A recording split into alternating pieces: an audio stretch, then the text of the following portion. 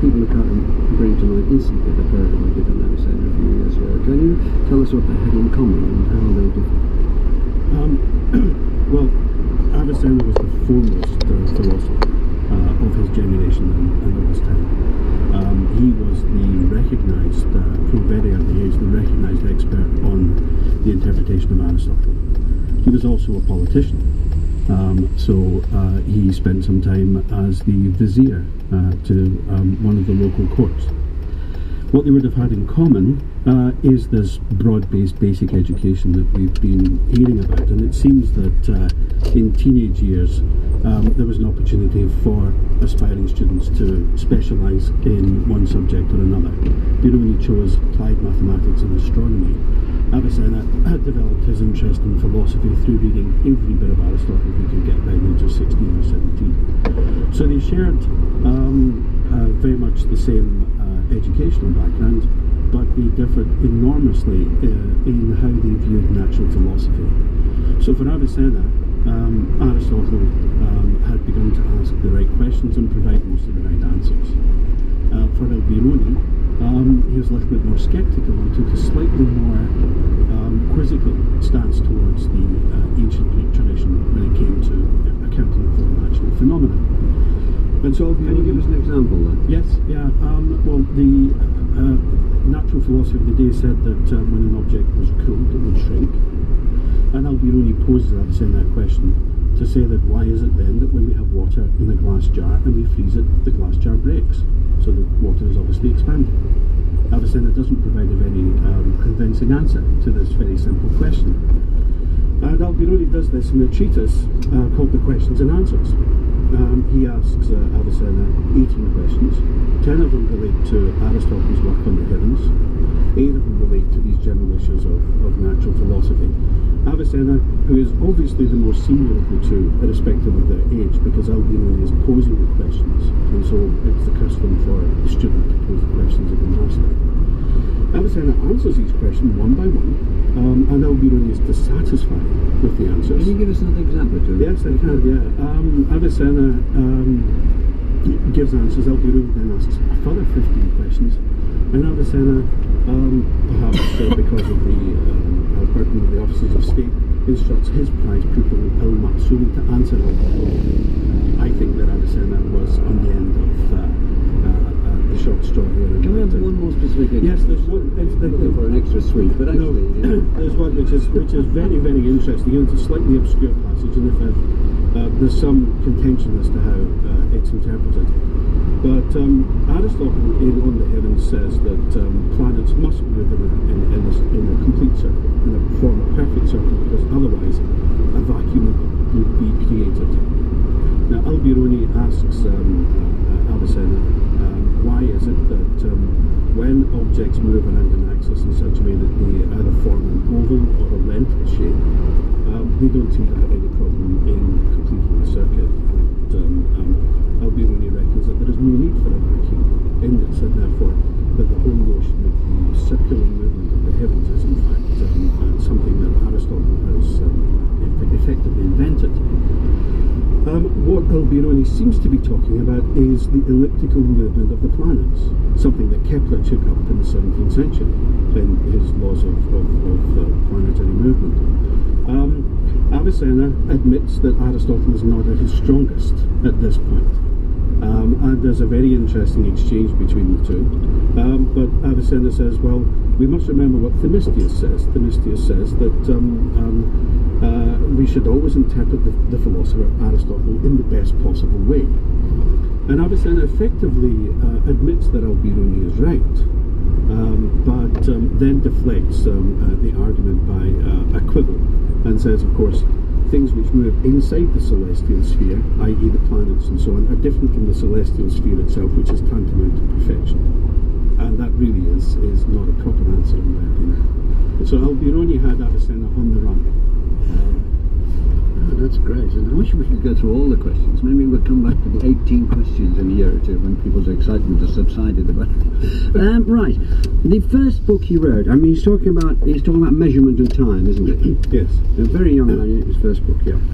So when he was 27 in the year 1000, he dedicates a work, the title of which is roughly translated as The Extant Remains of Bygone Eras. In fact, he worked on this book for the rest of his life, and in his late 60s he completed it again some 40 or so years later. Effectively what it is an exercise in chronography, in the charting and the mapping of time, and the subject that Al-Biruni chooses are religious festivals. How do all the previous world religions prior to Islam calculate their religious feasts, their festivals, and how do they determine the time that these ought to be celebrated in? And he goes through a list. He starts off with the Persians. Those before Zoroaster were thought to be Buddhists, so he discusses them. Those after Zoroaster were obviously Zoroastrians. Then he moves on to the Sorbians, which roughly is in present-day Tajikistan, Uzbekistan. He moves on to his own people, the Khwarezmians. He moves on to Jews, Christians. He talks about late antique pagans from Haran, and then gets on to the Muslims himself. And what he's trying to do is to work out how accurately time can be charted. And that's one of his big obsessions. He, after all, was effectively occupied through numerous courts as an astronomer. And one of the jobs of the astronomer was determining the times of prayer. So he has this deep-rooted fascination with time. And one of the things that he says is that counting, calculation, enumeration, and I include lists in this, is fundamental to man's existence. So his vision of man's anthropology is that man is a counting animal and not a political animal. And I must remember that he was a very accomplished astronomer without a telescope. Hugh Kennedy, now, they've already been mentioned, but a significant figure enters his life, Mahmud of Ghazni. Can you tell us how he came into Brunei's life and what immediate effect he had on it? Mahmud of Ghazni was a Turk by origin from Central Asia. His father had lived in what is now Kyrgyzstan, in the remote steppes of Central Asia, but had been employed as a professional soldier, basically, by a local Persian dynasty, the Samanids. So Mahmud was brought up in a Muslim environment, a Muslim military environment, and when his father died, he took over, as it were, the warlordship that his father had and his father's followers, and determined to establish himself as a major political figure in what is now Afghanistan and the borders of India. And one of the things that he wanted to do was establish a proper court, a distinguished court that people would look up to, and so he needed a number of court intellectuals to make this a proper palace set up.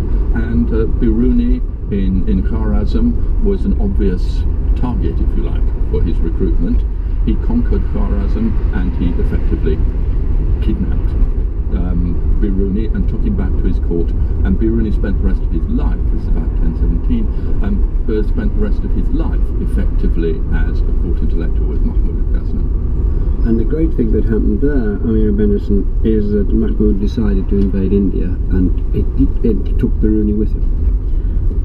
Yes, that's one version of the story. Well, I'd prefer your version, but that's the version I've got at the moment. Yeah, well, indeed. I mean, the odd thing is that Al-Biruni's biographies talk very little about the period when he was at Mahmud's court, from around 1017 till Mahmud's death in 1030. Mahmud was already engaged on the conquest of India, but by India we don't really mean the whole of the subcontinent. Mahmud's conquests and raids and incursions were primarily in the Indus Valley region, what's now Pakistan, rather than what's now India. He did make some raids into sort of the Gangetic Plain area, but relatively few. And so he was already engaged in India, going on annual campaigns before Al-Biruni arrived at the court in Ghazna by whatever means he arrived there. And then we have very little reference, we have almost no reference to Al-Biruni actually going to India. Nevertheless, you've got a 600-page book, a lot of which came from interviews, as we understand it, and we've got page after page after page on Indian science, which had scarcely appeared before, and details about how people shaved and how. So he got it from somewhere. Let's say that we can't prove he went there, but if he didn't, how did he get hold of this immense amount of information, which has been lauded by people for the last 1,000 years? Well, I mean, this is the fascinating question. I mean, when you look at the his geographic sense is quite weak. It's a list of places with very little description of the kind you ordinarily find in geographical works. It's difficult to see him as an eyewitness. His description of places is often sorry to cut a across, little but complicated. how do you think he got the stuff then? Well, I was just getting on to that. Yeah, I think obviously one of the, well, not necessarily the purposes of conquest, but one of the effects of conquest was the capture of individuals. So when Mahmud went into the Punjab, the Indus Valley region, he definitely captured large numbers of people who were also brought back to Ghazna, just as al-Biruni himself had been brought from Kharazm. So that you can imagine in Ghazna, this kind of frontier border town where Mahmud's trying to build up a court, he was actually collecting elites from all the regions he raided or conquered and bringing them together. So I think there's no disputing that al-Biruni had a great deal of contact with many people of Indian origin, Brahmins and others. It's known that Mahmud of Ghazna had Indians within his army. The Ghaznavid army was very ethnically mixed. It had Turkish warriors as the elite commanding group, but there were Arabs from Khorasan, Afghans, Indians, Dalamite soldiers from the Caspian Sea. So it was a very multiracial army. He also brought artisans, and this is something that Timur later did in Central Asia as well. In his in sort of raiding and conquest, he captured intellectuals, craftsmen and scholars and brought them back to his city. Can you give us some idea of the structure of this book? The structure of the book it goes through the various areas of Hindu knowledge. And it's essentially about Hinduism. He says nothing about Buddhism, which was effectively extinct. Can you just say how extraordinary that was that a Muslim should want to talk about, to discuss and write about Hinduism at the time? It was the most extraordinary thing even to want to do, let alone do it at that length and in that depth. Yes, and particularly considering the environment he was working in. Mahmud of Ghazna was raiding India essentially to plunder temples. He headed for the major Hindu shrines because he wanted the gold and silver that he could find there. There's no indication that Mahmud had any interest in Hindu culture whatsoever. And so it's essentially something to be plundered and destroyed. Whereas Biruni took a lot of interest in above all the things that James was talking about, the measurement of time, how they measure their festivals, rituals of purity amongst the Hindus, how you become a Brahmin, what Brahmins were, and so on. It's described as a work of anthropology, but it's only in a certain sense that it's about the religious and intellectual life of the Hindus. If you want to find out what sort of houses they lived in, what they ate, what they wore, and so on, then there's nothing there. But if you want to find out their thought systems, then he's very eloquent about that. And he's particularly interested as well in how, as it were, Hinduism compares with Greek ideas of science and wisdom. There's two families in the same house, sorry to interrupt. It talks of them as two families in the same house, doesn't it? Yes, exactly. So it's this cross-cultural aspect. Why did he say that so firmly? Is it because of the number of gods they had, or because of the similar sort of mathematical aptitudes he discovered? Well, he's discussing the mathematical aptitude, certainly, but he is saying about Hinduism that it is much more than just simple idol worship with tons of gods. There is a system to it. It has philosophical background and so on, and that's what distinguishes him from the other people. Finally, I said at the beginning, and maybe I was just being rushing it through, that there was an Aristotelian structure to this. Is that correct? I can't really comment on that. I think James is better on this. James, there's one guy. Al-Biruni describes in the introduction to the India in very disingenuous terms, perhaps he's simply being over-scrupulous, that he's tried to apply a geometrical method in analysing the thoughts and beliefs of the Indians. Now he could mean by that something like the Euclidean method of simply providing information in short apophthegmatic sentences, but what he actually means is that you do not talk about something unless you have first defined all of the functions and the meaning of the word and the terms in which you're going to use it. So what he effectively does is he begins with the Hindu vision of existence. He begins with God. He moves on to philosophy, ontology. How is the soul liberated from the body?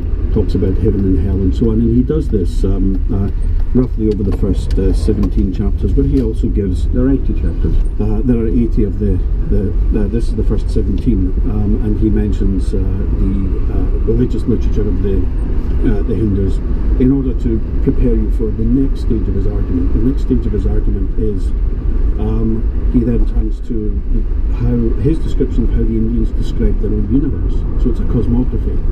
He begins with mathematical geography, and then from there he moves on to astronomy.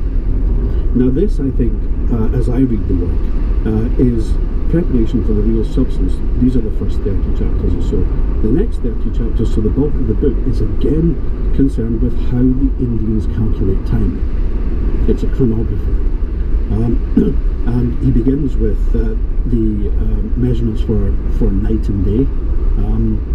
He moves on from there through every conceivable permutation that the Indians have. Two things. Can you give us any idea about lots of other people doing this? Was he on his own here? Well, if other people were doing it, their work hasn't survived. Right. This, I think, we can be fairly confident is something unique to Biruni. And I'd still itching away in the back of the mind, I'm awfully sorry, but to take up Amira's more or less definite declaration that he didn't go there, Yes. Where do you stand on that? I agree with Amira. There is one reference to a trip to India. It's not in the India itself, in Al-Biruni's work, it's in a later work. And Al-Biruni had devised his own method for measuring the radius of the Earth through observing the height of a mountain. And he goes to Mount Nandana in the Punjab. And he calculates the circumference. He does. The world is round for him, and he's very nearly perfectly Yes, right I with the mean, measurements. astonishingly accurate. Yeah. But he says he did this calculation on this particular mountain in the Punjabi mountain range of Salt. So that's the only time that I'm aware of that he actually mentions being in India. And in India, the book itself, he does allude to restricted freedom. He says in the introduction that I haven't been able to move freely. And I take that as a reference to the fact that for 13 years he was effectively a hostage of Mahmud. So basically, Indian intellectuals roped in by his boss were coming back to the court, and he was learning Sanskrit from them, Yes. interviewing them, gaining his knowledge from them. Right, that's cleared up. Can we just move to his thoughts to develop what James has started on what he's telling us about religion, both Hinduism and how he's comparing it, and he brings in Christianity, he brings in, and of course the apex of course his concern is Islam, but what he's talking about now? Well, he's a good Muslim, and for him Islam is the perfect religion. He's in no sense a sort of atheist or freethinker or anything like that. But he does recognise that other religions share certain sorts of core values, even if apparently they're very different. And he also includes in that effectively Greek philosophy and Plato and so on, again, as having a valid religious point of view. And this is very important, not just intellectually, but also socially, because the view of most of the people at the court of Mahmud was that Hindus were not people of the book, they didn't have a fundamentally worked out religious faith, and that they were essentially expendable, therefore. I mean, they could be killed at will, and you could do anything to them because they didn't have any rights, because they didn't have a proper religion. So when he explains that Hinduism is, and Christianity, but when he explains that Hinduism is a valid religion, he's making a pitch, if you like, for the rights of the Hindu subjects of Mahmud of Kazan, at least. So it has implications that go beyond just the intellectual. Amira, can you develop this in the context of Muslim thought at the time? Is he almost saying you've got to take these people a lot more seriously than you are taking them? They're not cannon fodder, they're not just to be looted and carted off. They have a system which is well worth examination and consideration. I think he is, but I think one can exaggerate I mean, obviously we're already saying that Mahmud was bringing Hindu elite back to Hasna, so obviously he's not simply killing everyone. You know, Mahmud does recognise that there may be some prestige attached to capturing the intellectual elite of the Punjab and bringing them back to Hasna. So I think Al-Biruni is special. He does stand out by his intellectual curiosity, but I think one would want to counterbalance that also by saying that obviously for some time within the earlier Abbasid court in Baghdad there had also been appreciation of Sanskritic knowledge. I mean, although the translation movement focused on Greek materials, there have been earlier translations, particularly of astronomical tables collected via Sind, the Zij tables. So there was already a sense that the Indians were very skilled in astronomy and that they had their, and as an astronomer, Al-Biruni would naturally have become sort of drawn into finding out more about that. As I think where he's unique is in taking it so much further and writing such a lengthy book about the belief systems and chronology and cosmology of the Indians. General Bummer, the sort of information he's putting in the book, would that be about the lives, not so much the daily lives, because I've already been told by here that there was very little, but about what was going on in their society? Would that be startling news to his Muslim audience, which would be tiny, but elitist and influential? The issue of the audience is something which raises a number of quite difficult questions. It's obvious from what Biruni says that he's written this almost as a heresiography, so that Muslims can engage with Hindus in religious debate. He is aware of the fact that both the Indians think that the Muslims are deviant from the truth, and the Muslims think that the Indians are deviant from the truth. I think his audience for this is the elite at Mahmud's court, the Muslim elite.